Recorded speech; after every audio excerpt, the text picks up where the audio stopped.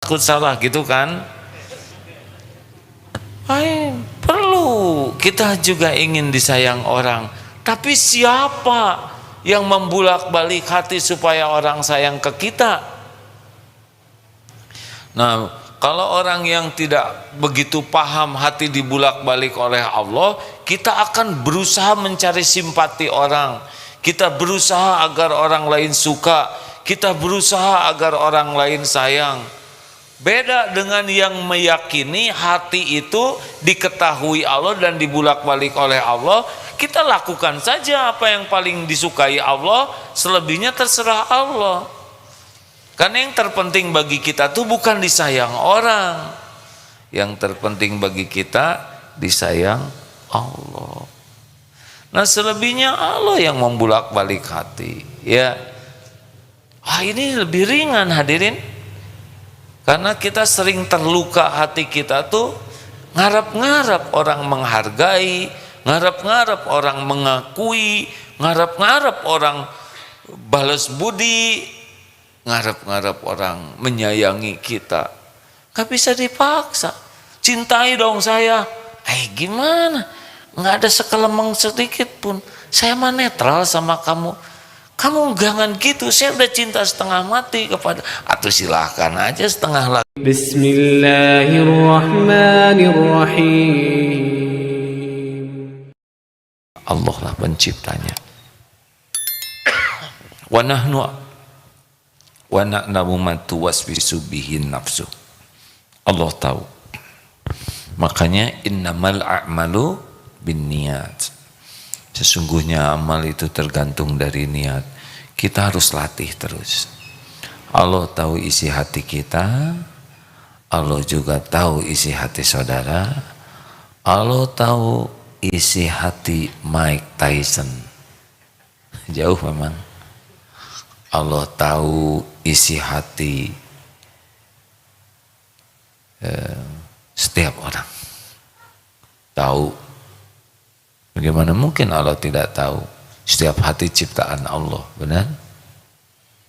Nah, selain Allah tahu isi hati, Allah juga muqallibal qulub.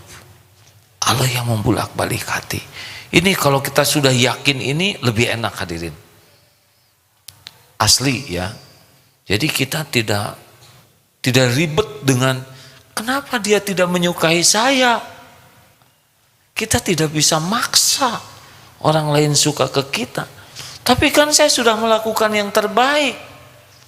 Sudahlah, kita melakukan yang terbaik bukan untuk disukai orang. Kita melakukan yang terbaik agar Allah ridho ke kita, selesai. Walaupun kita melakukan yang sangat sempurna, sekuat tenaga gitu, nyari sempurna, sunnatullahnya tidak akan semua orang dibuat suka ke kita. Hidup yang paling melelahkan adalah ingin disukai semua orang. Mission impossible.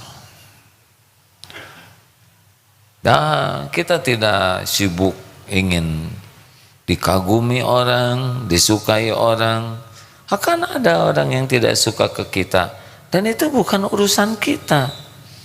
Urusan kita adalah kita disukai Allah dan kita juga rahmatan lil alamin.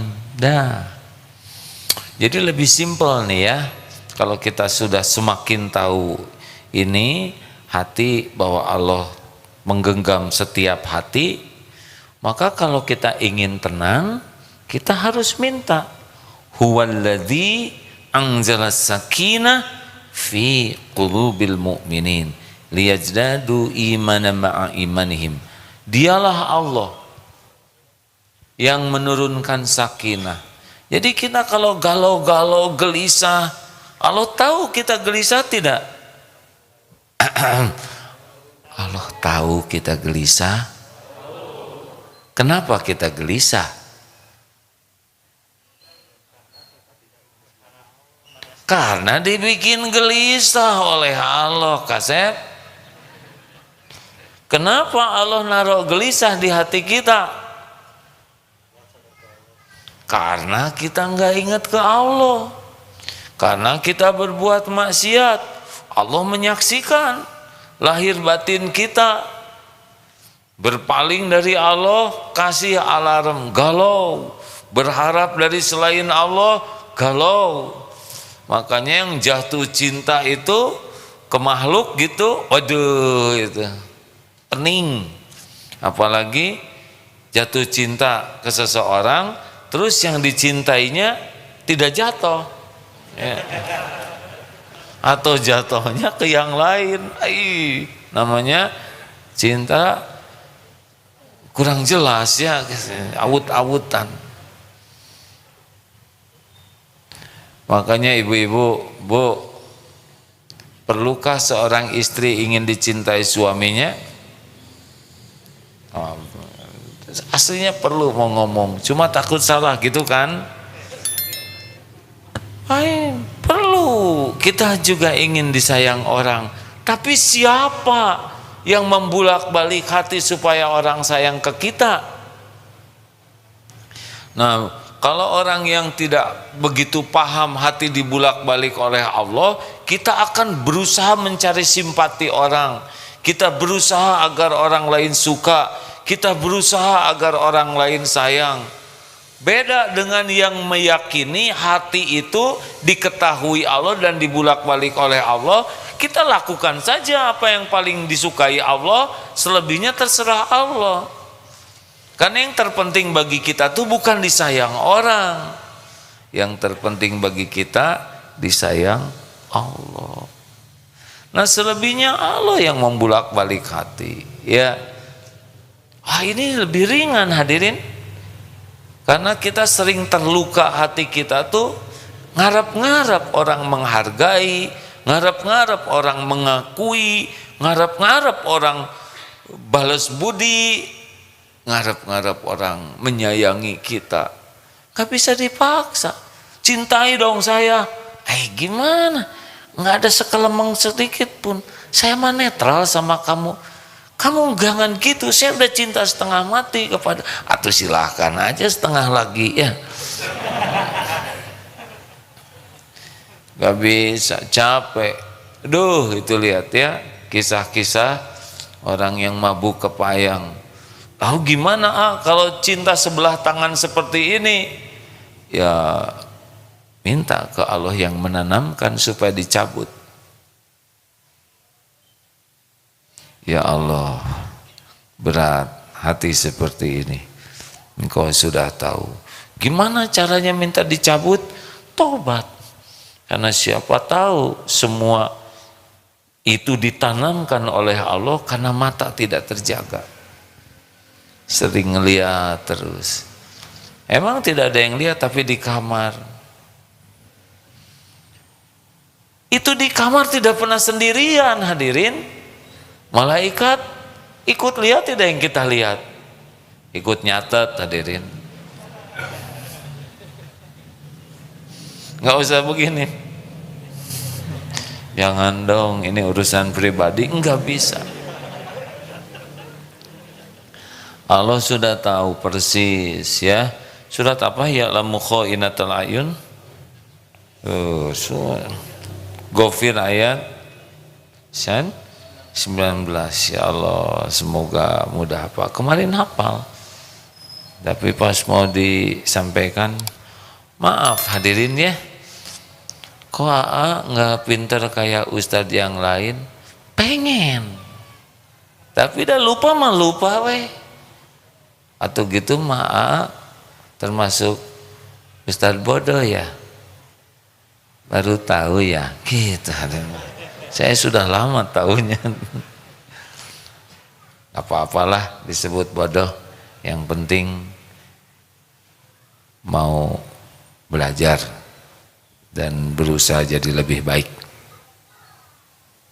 Penting gak sih disebut pinter?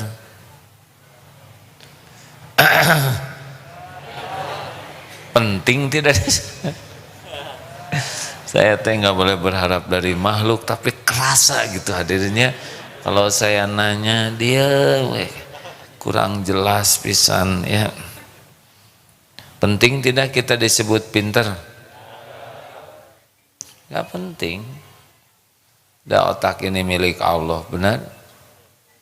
Yang penting belajar dengan niat ikhlas, amalkan dengan ikhlas. Bodoh, pinter sama aja, itu cuman kata-kata. Makanya kalau ada nyebut, kamu teh bodoh, baru tahu ya, gitu aja. Nah, saya sudah lama tahunya. Masa? Kenapa kamu nggak ngasih tahu? Kan lupa ya, bodoh. Lanjut ya. Jadi Allah tahu setiap isi hati kita yang paling tersembunyi sekalipun. Nih sering diungkapkan ceramah ini nih ya. Allah tahu nih kalau kita lagi bicara dalil, ini apa niatnya? Ingin dianggap pintar, ingin dianggap. Ini di dalam kitab Bukhari Muslim. Nah pada waktu nyebut kitab Bukhari Muslim tuh ada keinginan, ini udah hafal gitu. Padahal hanya lihat kitabnya, bukan isinya ya. Ada kalanya ingin memamerkan kita tuh sesuatu, dan Allah tahu kita memang bicaranya Quran, bicaranya hadis, bicaranya tentang kebenaran, tapi ada kalanya hati kita tuh sedang ujub memamerkan pendidikan kita, memamerkan pengetahuan kita, memamerkan daya ingat kita, memamerkan kemerduan suara ya. Memang semuanya tidak ada yang salah, tapi yang salah tuh hatinya. Atau menggunakan dalil untuk nyerang orang yang kita tidak suka. Itu dalilnya mah benar, tapi Allah tahu ini hatinya tuh lagi nembak seseorang tuh, lagi ngejatuhkan seseorang. Allah kan tahu apa yang ada di otak ini. Juga Allah tahu niat ngeluarin dalil. Jadi kalau tidak hati-hati ceramah begini tuh kata-kata bisa benar, dalil bisa sahih ya, tapi hati belum tentu lillahi ta'ala. Wah lemah ada gitu kumaha, berat nih. Dekatanya kan untung saya nggak hafal. Nah, ada yang nggak hafal juga acting. Jadi bukan hanya yang pinter yang suka acting. Itu yang belum tahu tapi sok tahu karena ingin dianggap pinter. Mengada-ada bicara tuh. Bicara begini tuh tidak mudah, apalagi kalau ada beberapa ustadz yang bicaranya sama. Waduh, itu kalau tidak hati-hati ingin kelihatan beda dari yang lain, ingin kelihatan mengagumkan. Jadi tidak ada aja Allahnya di hati, walaupun mulutnya ayat Allah, hadis Rasulullah, bahkan nyebut nama Allah, tapi hati belum tentu itu mencari keridhaan Allah. Dan Allah tahu. Maaf ya, ini ngaji ke sini nih. Allah Subhanahu wa ta'ala tahu niatnya. Maaf ya kalau intel yang hadir, nggak apa-apa intel. Sudah qadarullah ada di sini ya. Mendingan ditambah daripada sekedar mau ngintelin Aagim ya, mending saya ngintelin Aagim mencari keridhaan Allah gitu ya nggak, daripada keridhaan atasannya bakal meninggal pada waktunya ya kan, nggak punya pahala, yang punya pahala sama Allah. Saya diintelin ya seneng ya, karena kapan intel pada ngaji kalau nggak ada tugas, udah takdir Allah nggak usah ngacung deh ya, nggak mungkin ada intel. Udahlah, itu juga saudara kita, benar. Allah tahu niat kesini mau apa. Ya Allah, saya ingin mengenalmu, saya ingin jadi hamba yang yakin padamu. Sekiranya pengajian di Darut Tauhid ini salah satu jalan hamba mengenalmu, mudahkan ke sana. Bicara we ke Allah, ya. Ya Allah, Engkau tahu persis siapa Aagim. Tidak ada yang tersembunyi bagimu. Engkau tahu ilmunya seperti apa. Engkau tahu hatinya, akhlaknya, ibadahnya, dosanya. Tidak ada yang tersembunyi.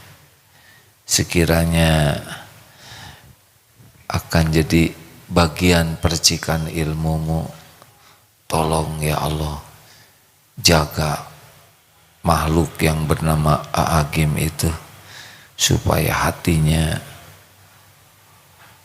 niatnya benar, yang disampaikannya juga benar.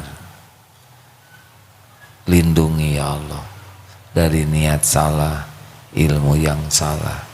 Engkau tahu segalanya. Aduh, saya bersyukur sekali kalau jamaah sebelum kesini begitu. Asli hadirin. Kalau ini bakal bicaranya salah, mending gak usah ngomong aja. Mau apa ceramah?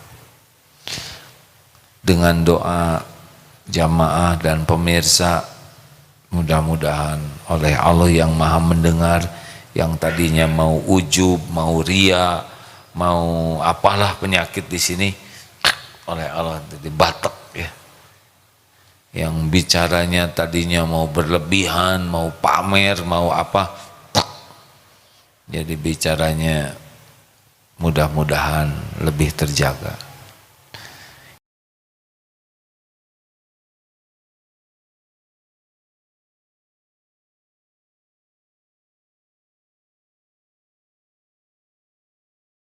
Tafadhol Ustaz. Bismillahirrahmanirrahim. Dari Jaid bin Sabit berkata, aku mendengar Rasulullah sallallahu alaihi wasallam bersabda, barang siapa yang menjadikan dunia sebagai tujuannya, maka Allah akan memberikan kekhawatiran, kecemasan padanya dalam segala urusannya, dan Allah akan meletakkan rasa takut akan kefakiran di hadapan matanya, padahal ia tidak menerima dunia itu kecuali apa yang telah ditetapkan baginya. Dan barang siapa menjadikan akhirat sebagai niat atau tujuannya, maka Allah akan menjadikan kemudahan dalam segala urusannya. Allah akan meletakkan rasa kaya, kepuasan di dalam hatinya, dan dunia datang kepadanya dengan kehinaan. Hadis riwayat Ibnu Majah. Tuh kan, sekarang misalkan orang sangat suka sama dunia, udah just oleh Allah di sini dibikin kurang aja, walaupun sudah triliunan rupiah, terus mikir, udah beli tanah, pengen beli tanah itu, dibuat saja hatinya tuh galau, capek. Allah yang nanam. Ada tapi orang yang cita-citanya pengen dekat ke Allah, huwallazi anzala sakinah ghina fi qalbi, ya kan? Dibikin kaya hatinya. Enggak pengen Ferrari, enggak. Itu lemper jini, lemper mau. Enggak minat ya. Itu mau motor balap, enggak, masuk angin ya. Mau punya rumah di Pondok Indah yang mana? Itu yang sebelahnya mertua. Dibikin oleh Allah, enggak banyak keinginan, puas dengan yang ada. Enak hadirin. Itu Allah yang nanam di sini. Terus gimana dong kalau kita qanaah, nanti gimana? Enggak ada kemajuan. Kata siapa enggak ada kemajuan? Tinggal dibimbing aja oleh Allah, kasih ide, gagasan, dia jadi seorang pengusaha, dimudahkan rezekinya. Lah gangster, penjahat saja oleh Allah dikasih rezeki, apa susahnya sih? Kalau Allah mau ngasih ke kita, benar? Tapi kan Allah ngukur, rusak tidak nih kita dengan harta itu. Kalau perkara dunia berikut isinya mah nggak ada apa-apanya bagi Allah. Kalau dunia berikut isinya ada harga sesayap nyamuk saja, itu orang-orang yang mengingkari Allah tidak akan dikasih minum walaupun seteguk. Saking dunia ini tidak ada harganya, kasih saja. Coba lihat mafia, yakuza, betul? Orang yang paling durjana, kasih, dan nggak dibawa kemana-mana atuh hadirin. Paling ditabung di bank, tanya, udah lihat belum uangnya? Megang, make, jadi gimana? Catatan mah gampang. Mau saudara saya bikinin catatan, masing-masing 2 triliun mau? Yang kita aja ya. Udahlah hadirin, Allah yang membulak-balik hati. Makanya kalau sudah nggak enak, hati itu galau, gelisah, cemas, udah nggak nyaman, periksa kenapa Allah nanamkan ini di hati kita. Tidak usah cari kambing hitam ya. Sekarang belum Idul Kurban, susah ya. The black kambing, kambing paling hitam ya diri kita sendirilah. Jadi kalau udah nggak enak hati, kenapa ini nggak enak? Pasti ada sesuatu yang salah pada diri kita. Karena ciri dosa itu 2, 1 gelisah, yang kedua takut ketahuan orang. Makanya kalau ada yang buka HP diam-diam, nah itu udah ciri itu.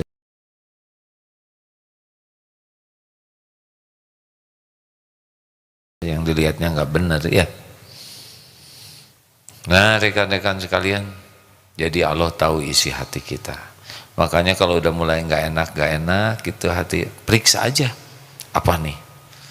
Biasanya kita sedang bersandar ke makhluk. Hati mulai nggak enak kalau ngarep-ngarep sesuatu dari makhluk ya.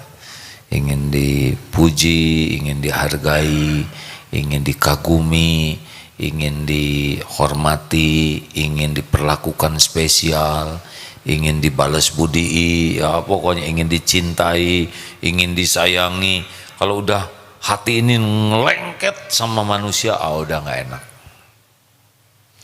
Gimana? Apakah mungkin kita bisa lepas dari makhluk? Ya perlu proses. Tidak sesederhana mendengarkan ceramah ini.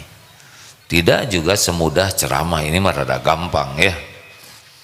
Tapi bagaimana nih kalau terjadi? Nah harus cepat. Tiap nyantel ke makhluk langsung ingat kepada penguasa segalanya. Itu intinya. Biasanya kan kalau udah galau teh panjang. Kenapa dia begitu? Padahal dia sudah janji kepadaku. Kenapa dia mengingkariku? Aku tidak mangga lieur. Kenapa dia begitu?